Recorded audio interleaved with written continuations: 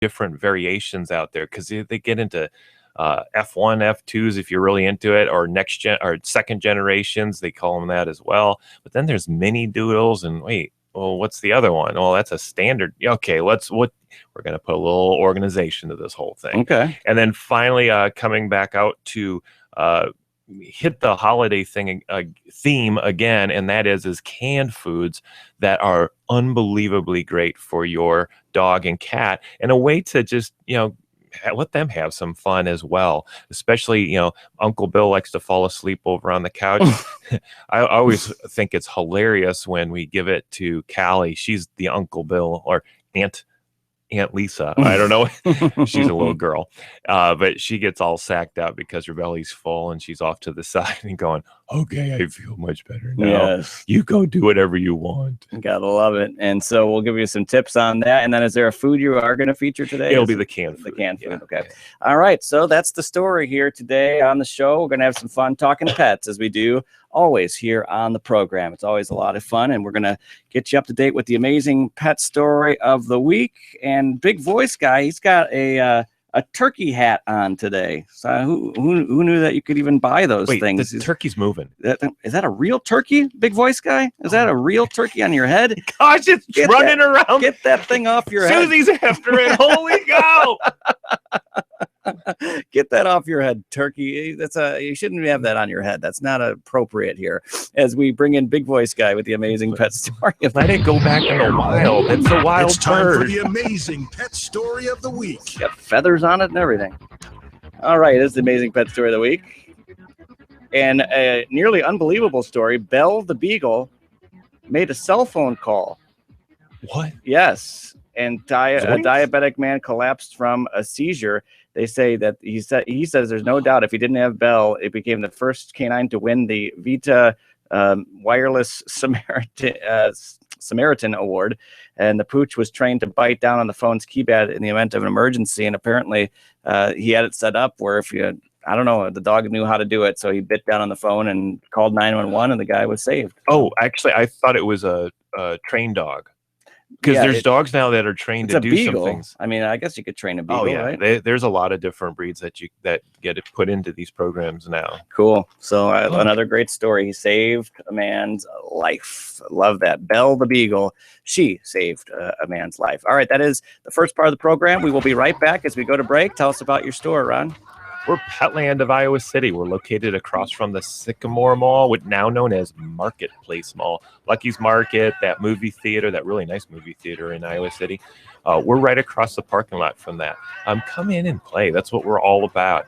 You help us socialize our animals. Play with those ferrets. They are the funnest things ever. And the reason why they're so much fun and good with people is because everybody's playing with them. Same thing with our cats and our dogs and the hamsters and all that kind of stuff. We're all about finding the right pet for you.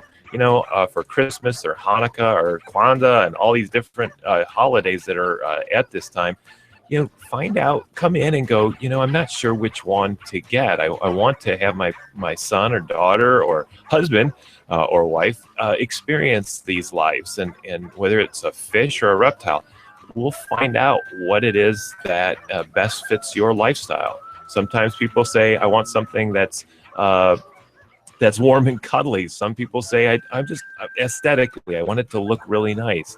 So we'll find out what meets your lifestyle. Is it busy? Hey, we'll go down that path then. So come on in, have fun, play a lot. Remember, all of our dog and cat food is on a buy 10, get one free. We track it for you so that you don't have to. And then we have that $5 nail trim. We are now asking, just bring in your distemper and your rabies vaccination, just the invoice showing it's up to date, and life will be real cool. There is no appointments for that, so just come on in. Stop by. That's Petland of Iowa City. We'll be right back with more after this. AM 800 KXIC.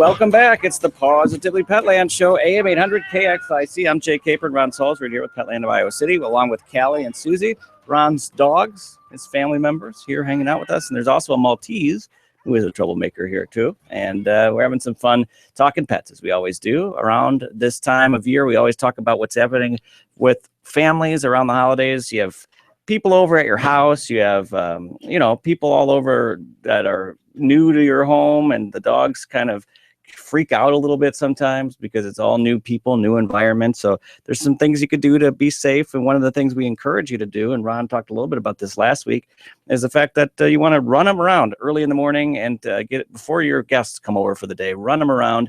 Hopefully you did so for Thanksgiving. If not, maybe you could take this advice for the upcoming holiday season with Christmas coming around the corner and Hanukkah. And if you have family coming over, just take that advice and run them wild in the morning to tire them out, and then give them their kibble, regular kibble, feed them the regular kibble, and then give them a special canned food treat, a little treat for them so their bellies are nice and full and they don't bother your guests at the dinner table. So some good advice there from Ron. And as we get ready to roll along here, you're going to talk about the Doodle now? The Doodle. I wanted to talk about that because, one, we have a lot of different doodles in our store right now, and there's some confusion out there of what constitutes a doodle and what are some of the qualities of a doodle and all that kind of stuff. So I just wanted to go through a little bit about what the sizing and then the temperament of a doodle. So we're talking about Labradoodles and Golden Doodles, and the reason why the Golden Doodle is a Golden Retriever mixed with a Poodle. And then a Labradoodle is a Labrador Retriever mixed with a Poodle again. And so the reason why they're doing this is mainly because people love Labs and Goldens. So those are the top two breeds in America. The only quality that, one of the qualities that people don't like about those two is that they shed. Mm-hmm. And so that's a natural dog thing, and that's what they do. But, hey, I really don't want that in my house. 50 years ago, our dogs were mainly outside, and so that wasn't a big issue. So this wasn't any kind of trend. But now that we are having our dogs indoors, we're now going, hey, man, that's just a lot of work with all that shedding. And so that's why they mixed it with a Poodle. And you'll see some, other breeds mixed with non-shedding breeds, and the same thing is happening there. Intentional breeding to bring out some of the qualities, kind of a thing. So we now know, what constitutes these doodles, the Golden Doodle and the Labradoodle. Now let's mix it up a little bit. So you can literally change the size of the doodle.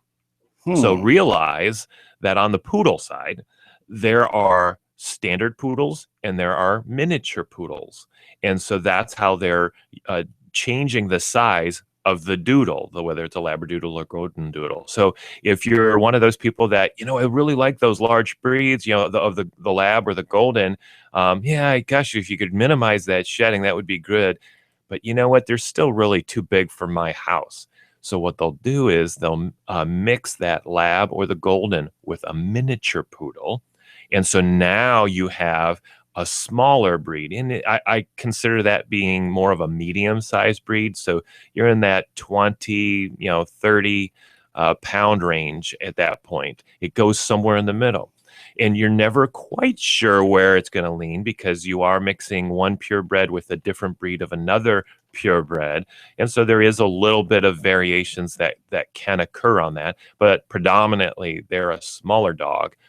As a result. So that's when you see, the mini Golden Doodle or the mini Labradoodle. And so those are some qualities on sizing that you will see. So another thing that they do with doodles is when you mix a shedding dog with a non-shedding dog, you get a less shedding dog. So something that they've been doing for a while now, and you'll see out there, are what they'll call next generation, or they'll use these F1s, F2s, and all this kind of stuff.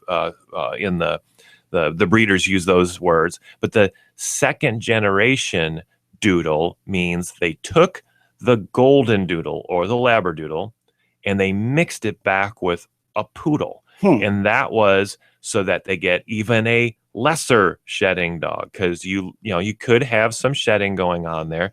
You're not quite sure how far, but when you mix it back with a poodle, again, so the Doodle is mixed with the poodle, and there could be like a song about this or something. Doodle mixed with the poodle. You are now getting a even less shedding dog. So those are the two variations. So we talked about how to change the size a little bit there with the miniature poodle coming into play. We've talked about even getting further down the shedding, non-shedding issue, and that's mixing the Doodles back with the poodles. So that's shedding a little bit of light on what is all this stuff. Gosh, there's so many different kinds out there. Now, is this breed the right breed for you? Is always a question that we pose every week on the breed of the week, and saying, what are you looking for in a dog? So the Doodles are going to be a smarter dog. And so they're going to not only be easy to train, they're going to need training. We always joke about my own dog, Susie, the trouble child. She is a Maltese poodle. So she's you could even play on those where she's a multi-doodle or something like that. She's a really smart dog. And why do I always refer to her as the trouble child? That's because she is always like investigating, always looking around. Right now, she's on the table and she's taking in everything on this table. Like, can I eat that? I want to smell that. She's testing things. Right. And when you're training them, even potty training, they're the ones. These are smarter dogs. The Doodles are smarter dogs, and so they're the ones that will go, I know you don't want me peeing on the carpet over there, but what about in this other room? Is this okay over here? And so you have to put boundaries on them. They'll learn it very quickly, and if you put really good boundaries on them, they're going to stay within the boundaries. And then over time, they'll understand, oh, you just don't want me peeing anywhere in the house. I get it, kind of a thing. So they're a really smart dog. Realize that they're going to test your boundaries from time to time. So you have to be a strong trainer in that regard. Callie, our dachshund, was fairly easy to train in that it was a one-track mind kind of a thing.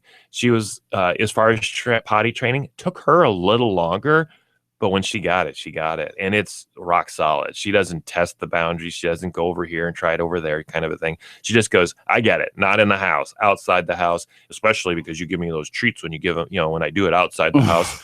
I really like that. So thanks. She's more straightforward in that way, where the Doodle is going to, do that testing of boundary type thing. They're going to tend to be a little more active. The Poodle is a very energetic dog, whether it's a standard or a miniature, and so they're going to want to run and all that. So if you have that more active family and you're looking for a little more active dog, that Doodle is a really nice blend there, because you've got a little bit of a larger dog, whether it's the medium-sized mini or the standard large. But they're going to have energy, man. So you're going to go running with those standards for sure. They'll run right with you the whole way. The miniatures will keep up with you for those, if it's a mile run or so, they're going to be right up with you. You can always work on their endurance and get it up there to whatever your cadence are. If you like going for walks, both of these breeds are going to, want to be right with you and get that exercise out. Throw the ball around, they're going to want to go grab it. You can train them to retrieve as a result. You got not only the retriever in them, but you got a smart poodle in them. So you can work on them bringing it back to you so that you can throw it again, kind of a thing. So I think you're getting that flavor of what the poodle brings to the equation to a wonderful Labrador or golden retriever. So colors are all over the place. The poodle, you've got those standard colors in both the Labradors and on the golden retrievers. But when you start mixing in the poodles, depending on the predominant colors of that poodle, you really get some wonderful colors. Right now, I have mini Labradoodles that I just picked up yesterday, and they were just this. They weren't like dark chocolate, but they were much darker than a milk chocolate, is the way I was trying to describe it to our staff. I go, it is such a beautiful color, and the coat is just really beautiful as far as the texture and all that kind of stuff Mhm. goes. So that's that dark chocolatey, just off of dark chocolate. Then there's a lot of doodles that you'll see that are more of that apricot type color, or taking on the golden um, colors, but then having a little bit of that apricot of the poodle in there. Wonderful colors that these, that they're coming out and everything of these dogs. And so that's a really neat aspect of it, because you can have a lot of variation in the color.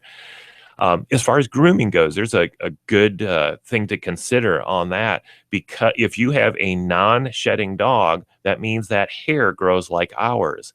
And that means that the hair is going to grow longer and longer and longer. Right now, Susie is in a need of a groom. She's about to start matting if we don't get her groomed, because here we're combing her every day and all that kind of stuff. But for non-shedding dogs, some mat more than others, but they need to be cut down, just like we need to go get haircuts. And so that I do like that in one respect, because man, when they get a haircut at a great groomer, there is nothing more beautiful than a really good groom. And then, but when they get kind of shaggy, where Susie is right now, holy cow, she's like a throwback to the '60s or something right now. And so, so there is that aspect of it, just keeping them up on the grooming and all that kind of a thing. So something to consider as far as the shedding versus non-shedding. These guys are going to need that groom. It's going to be every 1 to 3 months, depending on what your preference is on length of coat. But you've also eliminated or drastically reduced that amount of shedding, which, okay, now you're not going to have it all over your furniture and all that kind of stuff, or just laying across the floor. So that's the benefit there on that side.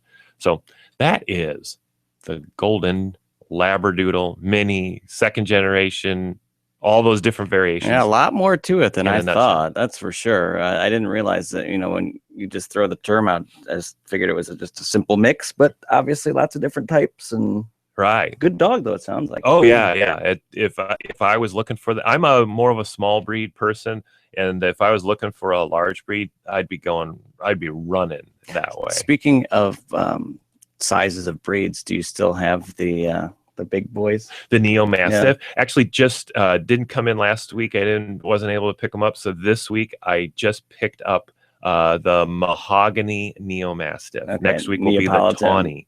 Okay. Yeah. Neapolitan Mastiff. So, and so a rare chance. A lot of people, you don't often have these. So I just was curious if it went already, or if it was here at the taping of this, Dr. Ebert still has not come into the store. She's due today to look at them and all that. So she'll give them, the okay, the thumbs up, and we'll be able to start having fun. And then next week we needed we had a Tawny Neo Mastiff also from the breeder, and that one, he said, I just want her to grow another week here at least, get her all fattened up for the store and everything. So she's 1 week out still. All right, so that's a bit on the Doodle and a little bit on what's currently available at the Petland. So what else do we have to talk about today? So I wanted to go through some of the hazards, these hazards that we experience here in November, December, because there's a lot of parties and foods and all that kind of stuff going on, and things that maybe are not happening in our house, what normally is happening in our house. Guests are showing up, little kids are running around, doors are opening and closing, if food is being left around, glasses of liquids are being left around. And so there's a lot of hazards that we don't intentionally put in our pet's way, but they're curious little things. They want to, if it smells like something, they want to go smell it, and if there's some intrigue, man, I want to go taste that stuff. So I wanted to talk about some hazards that you want to pay attention to in your house, and then follow it up with, okay, how can we make, let's not make this all a bummer here on hazards. Let's follow up with, how do we make it fun for our cats and dogs and hamsters and all that kind of stuff on these during the November, December months. So we just had that, that turkey dinner and all that, but I know there's more turkeys coming out throughout the rest of November and into December. Hams are coming out and all that kind of stuff. Realize that you're using maybe the dining room table, and now you're away from the kitchen and you're not supervising that kitchen. or you're cutting things and all that kind of stuff up, preparing for the dinner, but you're again leaving maybe that turkey or that ham out there, or that duck out there. Well, that cat and those dogs are really intrigued by all the smells that are going through the house. You're enjoying them. They are definitely enjoying them as well. So realize that in those turkeys and some of the hams, there's some bones and some hazards in those. Obviously, eating too much by itself is its own little hazard. But if those bones get lodged into their esophagus or down in through their intestines, now you got a trip to the veterinarian. So we can avoid, by taking precautionary measures on these things, we can avoid hundreds, if not thousands of dollars and a lot of time trying to keep our pets going at the veterinarian. So turkeys and hams, just make sure that you're keeping them covered, that you're not feeding them at the table. And we're going to give you some tips on how to diminish that feeding at the table at the end. But realize that the twine on the turkey, I wasn't even thinking of that. And all of a sudden it occurred to me, that's really tasty, but not good to eat. And so you might leave that on the counter, and the cat maybe even plays with it, gets it thrown on the ground. Now the dogs are all over it, kind of a thing. And they're going to swoop that stuff right up off the bat. So realize all of the hazards that we leave laying around. Then we get into some other foods, chocolates. I'm still amazed. I guess I'm not amazed. It's not something that's obvious, but how many people don't know that chocolate is actually, they could kill your dog. So don't let your dog into the chocolates. We've had, Callie is like a magician when it comes to finding chocolate in our house. And Gilbert, our cat, is the accomplice. Gilbert will open the door, go climb up on a shelf, kick the chocolate chips or the chocolate chunk off the counter or off the shelf, and then the rest is history. Callie goes after it and just eats it all up. Susie, the trouble child, what does she do? She watches. I think she whimpers the whole time. We're not there when this is happening, but she doesn't eat it. And so she's probably like going, Callie, you shouldn't be eating that chocolate. You know that that's not good for you. And then Callie's like, I don't care. It's too good. I just have to eat it, And so I love your dog voices. And so the chocolate is hazardous. In our case, luckily, Callie throws it up. Luckily, I mean, throwing up. There's piles all over the house when we get home. So there is definitely a cleanup, and I would hide the chocolate for that cleanup reason by itself, but also just the hazard that is for our pets. So chocolate is bad. Keep it away. Don't even taunt them, or in our house, lock the door so Gilbert doesn't open it so that Callie can get at it. Another thing, onions, garlic, different spices, keep those away from the pet. There are various ones that are good for them. There's various ones that just don't do good. And so in our house, it's just in general, keep it away from them, because you just are not sure what's going to happen to their stomach. And, are you going to have messes all over the house, or is it going to get even more serious than that? So realize the onions, the garlics, the spices, and all that kind of stuff are not generally good for your pet. So let's just not go there. Also, those plants that, in that same growth, plant type organisms, realize that the plants that you have around the house, we are constantly dousing them with bitter apple, bitter works. I have a product called Yuck that is not alcohol based and is really good for plants as a result. And so you can spray that on there. And when they go to taste it, what does this taste like? They then taste that yuck. And they go, oh, that's nasty. I don't even want a part of that thing. And so they leave it alone. Realize when you get these products, the bitter apple, bitter works, yuck, fooey, there's all sorts of different ones. You have to reapply them almost every day. There's just fooey. Something that just gets, that dissipates. And so you just have to reapply to the plants and the other decorations that you might have in the house. A side note, if you guys have a really tenacious dog or cat, actually avoid the cat on this one. A really tenacious dog, there are these things called zones where it looks like a little smoke detector that you'll put on the ground or on the couch or whatever. Then you put the collar on the dog. And so as they approach it, and you can vary the circumference from this disc. As they approach the disc, it activates the collar and gives them a little zap. And then they go, ooh, I don't want to go by that area again. It's self-training, which is nice. If you're concerned about the zap part, what I equate it to and what they simulated it for was when one dog is irritating another dog, that irritated dog is going to bite the one that's doing the irritating on the neck, and you're going to hear a yipe. That's what this one, these collars, that's what they simulate, is that bite. It's not going to hurt the dog. It's not going to, permanently damage anything or leave char mark. It doesn't do any of that kind of thing. It just simulates the bite, and it works really, really well. So if you are that parent that right now they're saying, oh gosh, if I could just get my dog to not go in this area, or stop going after the trash, or stop going into the Christmas tree, or this decoration or that decoration, try one of these zones. It's one of those that not many people know about. They're not a big seller by any means, but the people that use them, wow, they come back and go, that was a lifesaver. So, okay, back on to hazardous foods that are in your house right now. This is an odd one. I was like, alcohol. Oh, what? Why are we even concerned about that? Well, think about that cup of alcohol that's sitting on the counter or on that nightstand. Well, maybe not a nightstand. What am I thinking of in the family room? Coffee table. Coffee table. There it is. It's sitting on the coffee table. That wasn't there ever before. And so now the dog is over there going, hey, liquid, I need to drink. I'm really thirsty. Look, and all of a sudden something's not right with your dog and you're not even quite sure what's going on. Also remember, their body is so much smaller than your body. A little bit goes a long ways for them. And so you can get into trouble very quickly. So, keep the alcohol out of reach, out of licking range, so that they don't get into any cups or anything like that. Grapes and raisins, both Jay and I are like scratching our heads. Are you kidding me? That sounds like it's healthy.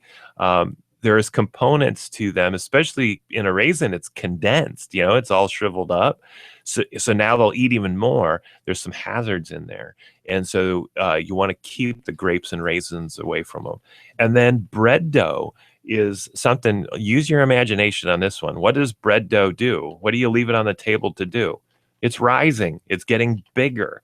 Well, the dog eats it, and now it's going to get bigger, and they literally can eat so much, get it into their gut, and then it starts expanding, and that literally can be very hazardous to the dog. So you want to keep the bread dough under control. We put ours into the oven. We sometimes are even warming it up a little bit to get the dough to go a little quicker. So put them in a safe place if you have to walk away from the dough.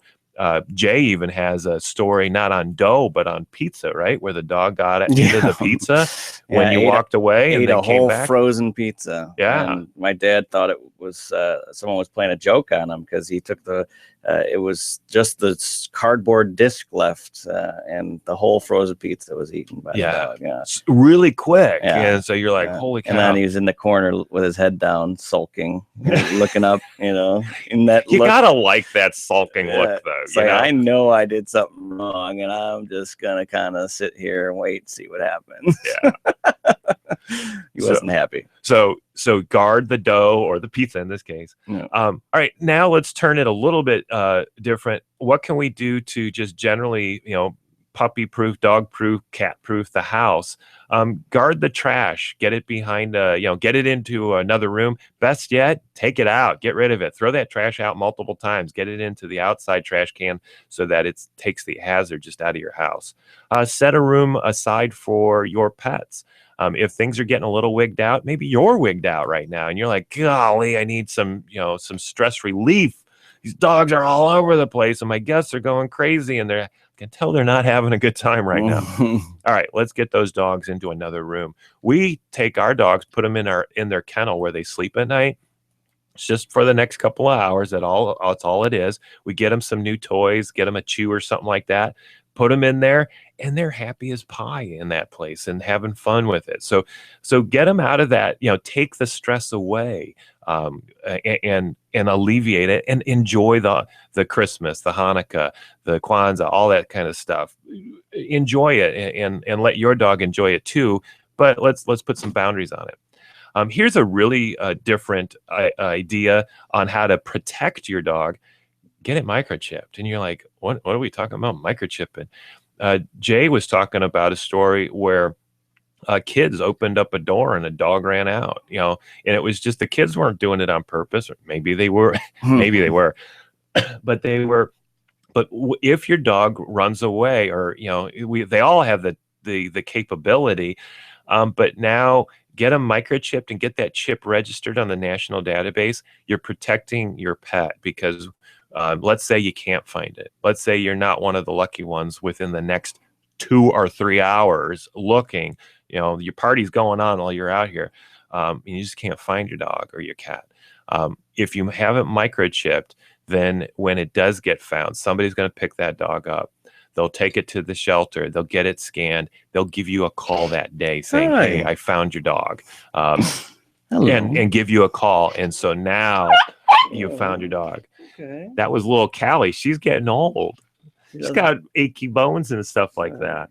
Right. And so Jay's got Callie on his lap. And now Susie's concerned right now because she heard the little yelp. Yeah. No, she heard the yelp, and so she's like, "What's happening? What's happening? That's my little friend." That's okay. Take care. We got a little drama session going down the radio right now. She smells good. Yes, she got a bath this morning. Got a bath this morning. I won't pick you up like that again. Sorry. She's like, you got to take care. I'm an old lady. You're an old girl. So we talked about microchipping. Make sure that it's registered. That's what's going to give the fire department, the police department, the shelter, the veterinarian, the data in order to give you a call. Get those tags renewed. We have tags in our store that you can get engraved while you wait. They're right there. Hey, what do you want on there? Kind of a thing.